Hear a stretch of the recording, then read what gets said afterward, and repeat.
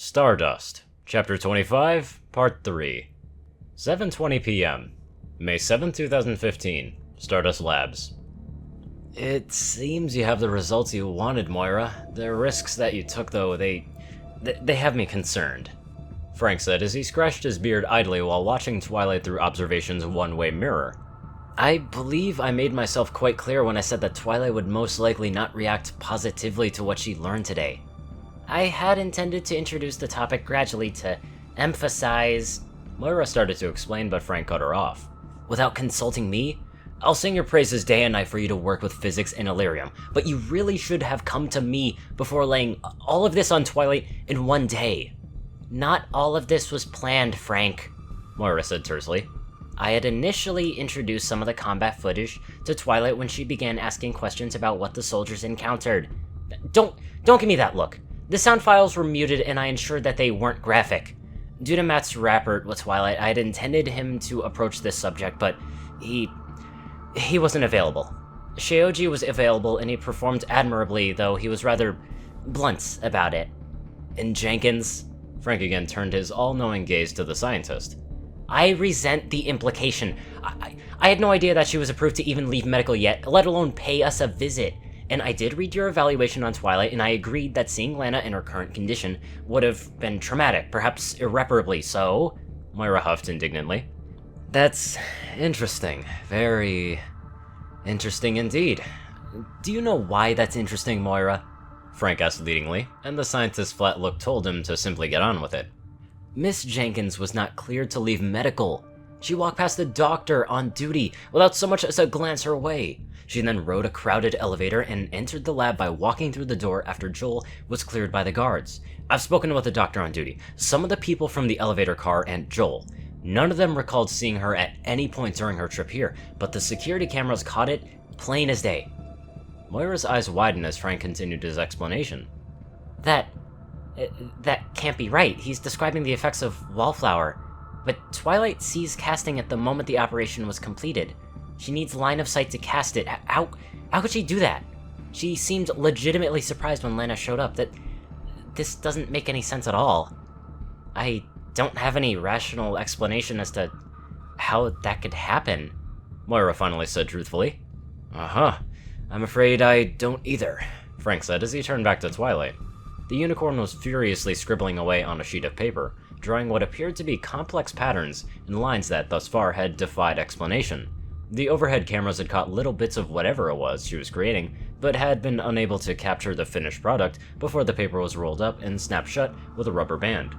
Several squirrels already littered the floor of her habitat, and Twilight showed no sign of slowing down. Well, she certainly is driven, isn't she? Do you have any idea what she's doing?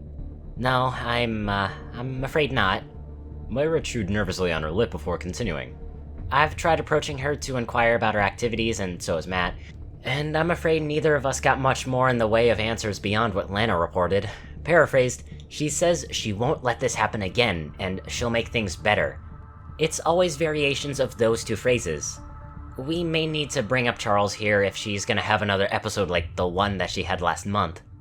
Episode last month? Joel asked her to provide pictures of some of the species of her homeworld. Twilight took it upon herself to catalog a significant portion of the species on her world. Kim and Joel tell me that she's been working for 19 hours before Shen convinced her to rest. Is that so? Moira nodded wordlessly and the two turned back to observe Twilight. She finished the page that she was on and snapped it shut, then pushed off from the desk and closed her eyes. Both Frank and Moira gasped as her eyes snapped open to reveal glowing orbs in place of her normal lavender eyes, and she slowly began to scan her surroundings before locking onto something below her. Aha! There you are, she said with a smile, and her horn flashed, and when the light dissipated, all the scrolls were gone. 7:23 p.m. May 7, 2015. The Foundry. Foundry Report. Project ID Fragarak. Type: Interceptor Weapon System. Description: Long-range instantaneous ordnance delivery. Role: air-to-air anti-ship. Attached files: research materials provided by Project Stardust prototype blueprints of system, initial testing results of prototype, personal notes by Chief Engineer Charles Shen. Personal notes follow. New record: 7:25 p.m. May 7, 2015.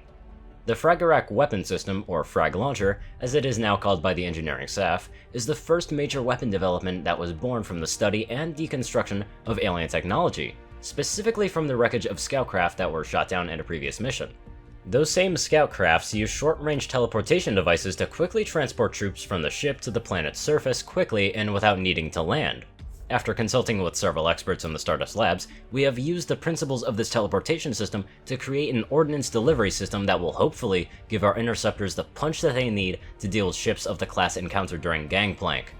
Previously encountered alien craft have often had the advantage of maneuverability, and they are often able to simply evade conventional missiles when encountered individually, which has led to somewhat wasteful mass firing tactics currently employed by our interceptor squadrons.